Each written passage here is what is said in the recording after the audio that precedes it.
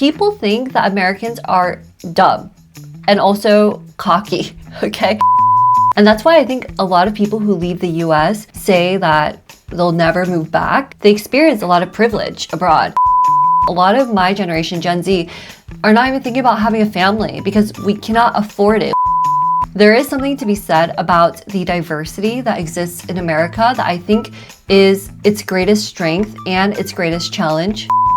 Why did I personally choose to leave Singapore and come back to America? And it boils down to one thing.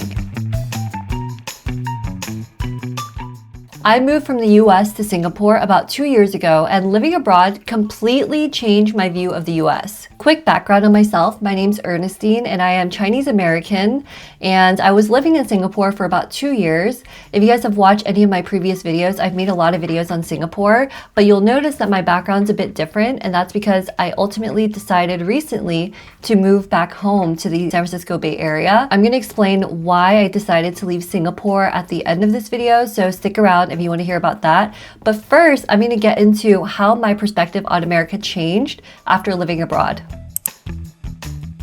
First of all, let's talk about the international perspective on the US. So one thing that shocked me, not only just through me living in Singapore, but also just through my travels, is that a lot of people are scared of America. One of the most common things I would hear just talking to Singaporeans is that they're literally scared to visit the US because they associate it with very high crime rates. You hear a lot of news, and so that makes people really scared to visit. Some people even told me that they have no desire of visiting at all just due to their safety concerns. To be fair, I think Singaporeans have a bit of a skewed perspective because Singapore is literally one of the safest countries in the world.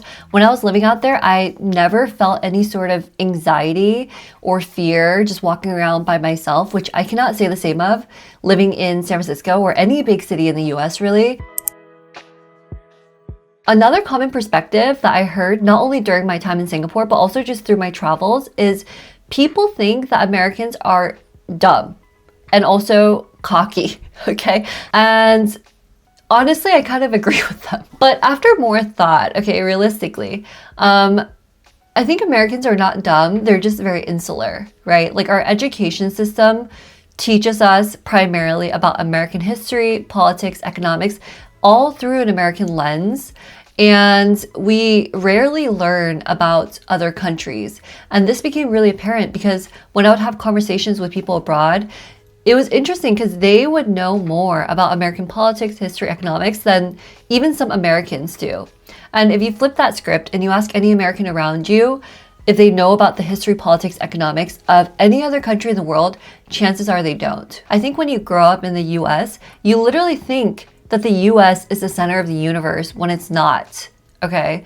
Like, it makes sense because the US dollar is the world's reserve currency. Like, US culture and music and entertainment is so dominant globally, and like a lot of other countries watch US entertainment. And also when you travel abroad as an American, the US dollar tends to go a lot further in other countries, and so you experience a lot of privilege. And that's why I think a lot of people who leave the US say that they'll never move back to the States, and that's because they experience a lot of privilege abroad, especially if you're going to like Asia, Southeast Asia, or to a place where the US dollar is more valuable than the local currency. Not only can you literally be in a different social class in another country using the US dollar, but the American accent carries a lot of social prestige.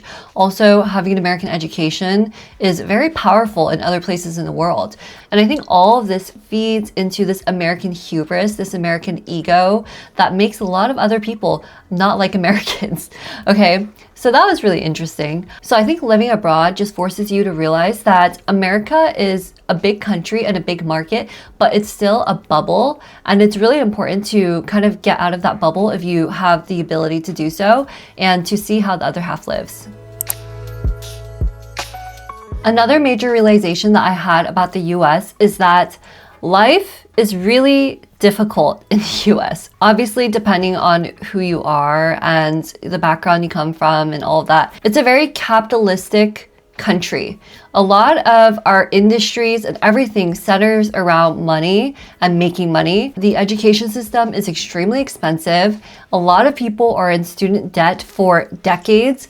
The healthcare system has a lot of friction. It's very difficult. Don't even get me started on big pharma. And it's really, really expensive. It was much better in Singapore. Like getting healthcare out there was a lot easier, much more frictionless, a lot faster, a lot cheaper. Also, like the housing, it's so expensive to buy a house today. Like a lot of my generation, Gen Z, are not even thinking about having a family because we cannot afford it. We cannot afford a house. And I think because life is just so difficult to afford in the US, a lot of life is just about work here. It's all about money, making enough money to survive, and the pace of life is so fast. So I really understand why a lot of Americans choose to leave the States. But at the same time, I think that also helps Americans develop a lot of grit.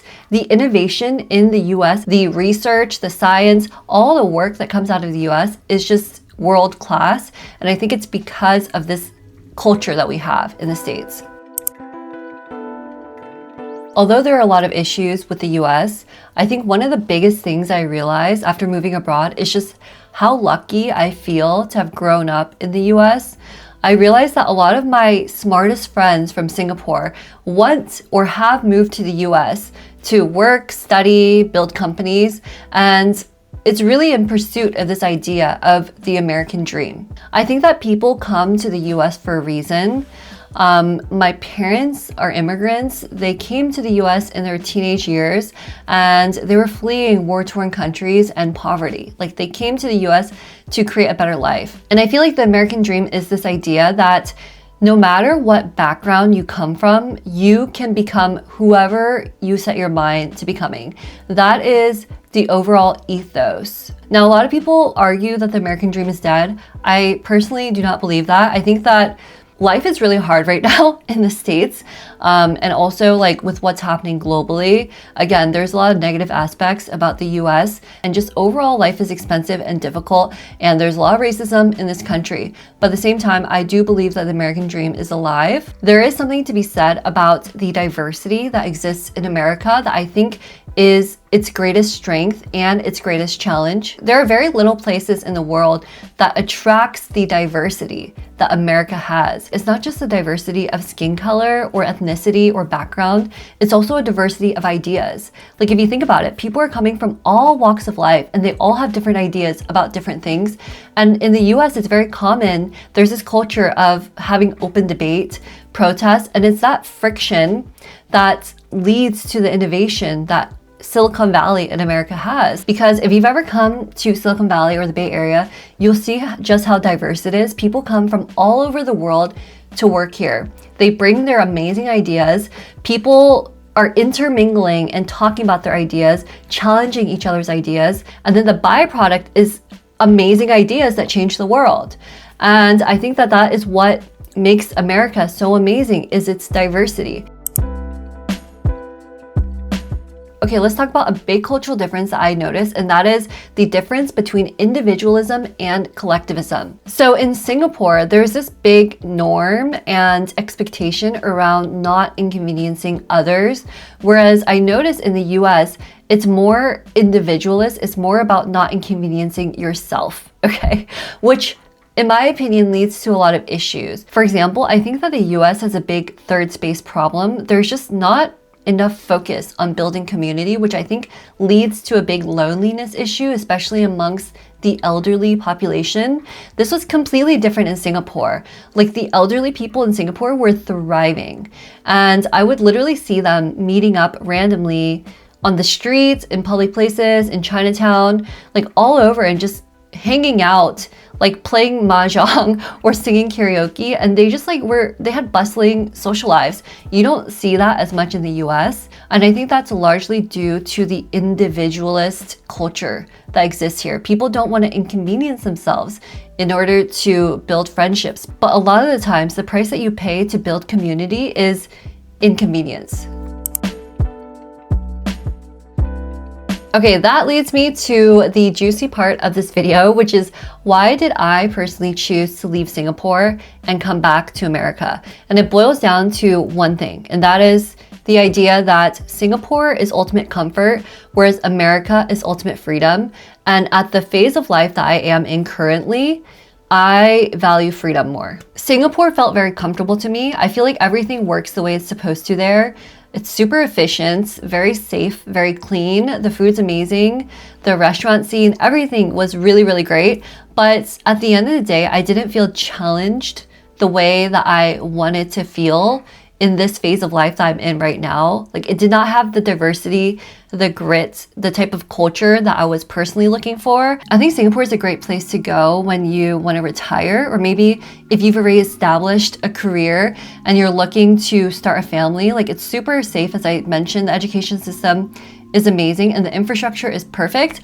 But again, it felt unchallenging for me. So that's why I decided to move back to the US. And on top of that, I think I was just going through a lot internally. Living in Singapore, I felt that distance from my family. I knew that I was half a world away from a lot of my loved ones here in the Bay Area, and that just really weighed on me emotionally and even physically at times. So I knew that I had to come back eventually. And financially, it also didn't make sense. It was so expensive to travel across the world just to see my loved ones, and also it felt selfish on my end, you know, having my family or my loved ones travel all the way to me just to see me. So at a certain point, it just didn't make sense anymore. So I decided to move home. If you guys watched to the end of this video, please give this video a thumbs up, subscribe to my channel, and let me know if you have any questions for me regarding my time in Singapore, why I decided to move back. Let me know down below and I'll try to get to it in my next video. Talk to you guys next time. Bye.